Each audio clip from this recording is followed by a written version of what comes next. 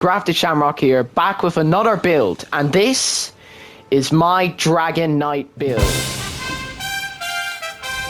Guys, as I was saying, this is my Dragon Knight build, and I'm going to be showing you how to make it, what are the requirements, and different level requirements for this build in its earlier stages.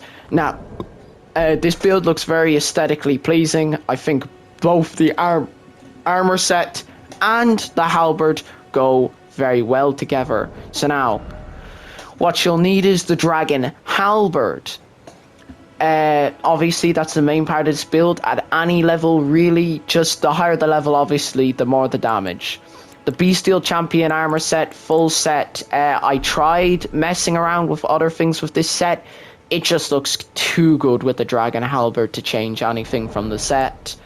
But once again, depending on the armor set, like, obviously you want higher poise. In my opinion, the higher the poise, the much better the build's gonna become. This is like probably the third best armor in the game, fourth best armor for poise anyway. 100% I recommend this armor set. You get it from if you go up to the Lava Manor, there's a guy there. I think it is Wisconsin Bernal, the second last name there. If you go talk to him and you go do his storyline, at the very end you receive this armor set and it looks so nice. Anyway, the next thing is the Shard of Alot with the Fire Giant. Godfrey icon. Once again, it boosts the skill of this weapon. There's no spells, but it does increase the skill damage, so advise using that.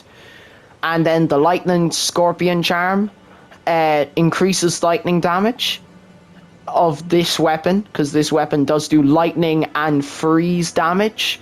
Because it does like frostbite build up, which is serious, but you could very easily swap this out for in case the ability is consuming too much. I know it's all on the one row, but you could use the Carrion Filigree Crest to reduce the FP cost of the skill, which probably would help you more depending on what level you are. The higher the level you are, you won't really need this because you have that high FP, but the lower the level you are, you might need this. I know personally I need it because I have a lot more into strength with my one, but the stats I'm going to be showing you at lower levels, you might want this, depending.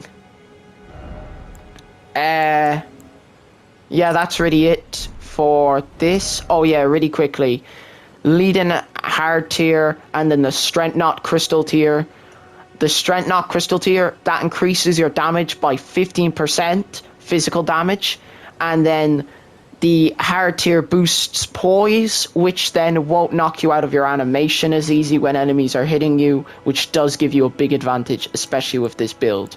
And you also want the Great Jar's Arsenal to vastly raise maximum equip load, because obviously this armor and this halberd weigh quite a lot. So I'll show you some damage numbers now. Hey guys, just so to let you know, you can include this other one as well, this other polearm, because it gives you a 10% damage boost. I would recommend, since there will be no Golden Vow, unless you want to edit this build to have Golden Vow. I have done that before, works very well, but I know a lot of people won't be able to do that because you might not have the levels. So use the Rally Standard, re-equip your weapon, drink your flask just before entering the boss chamber. Go inside. If you have a Mimic, you can use it. Mine's like +10, so he's mainly there for distraction, so I can show you the full damage capabilities of this guy. As you can see about FP drain,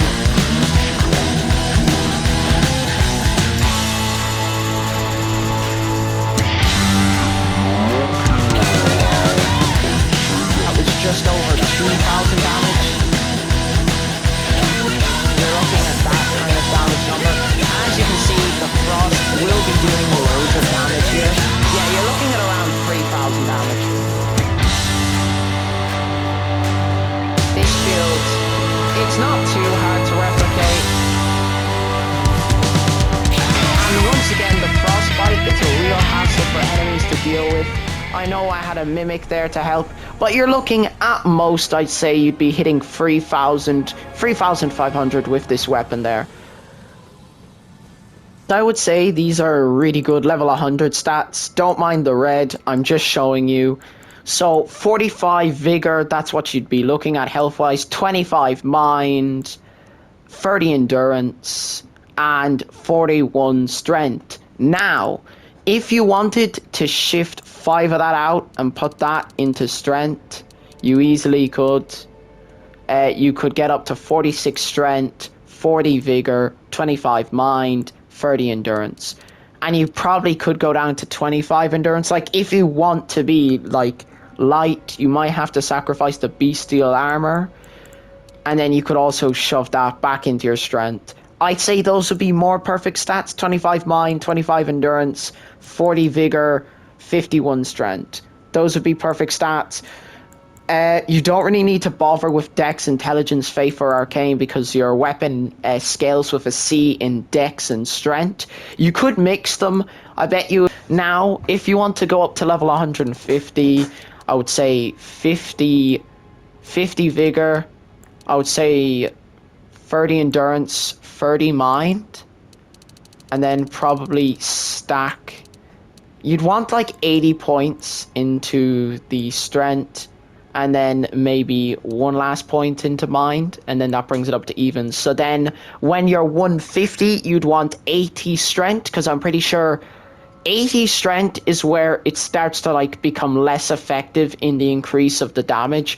So what you'd actually want to start upgrading past that. So when you get onto the higher levels, like 176 and all that, what you actually want to be doing is mainly increasing your health. Once you just get past 150, you control it as you go. Well, like, let's just say, I'd say the perfect stats for this build would probably be somewhere around this mark. This is as good as I can get them with my current build, with my current everything. But pause the video. Those are the stats. Thank you so much for watching. Like, subscribe. Thank you all. Thank you all very, very much for watching. And thank you all for giving me your time. Disclaimer here, guys. So during the video, I had improper stats. At the end there, that's when I fixed my stats, and those are the stats I do recommend. When I fix those stats, max buff with the rally flag, with the tier, you can't actually use a lot of other things. The dex isn't high enough, but if you equip like a charm just for like a second to raise faith, like the 2 fingers heirloom, when I equip those, I use the rally flag. I drank my thing, I got the lightning buff on this.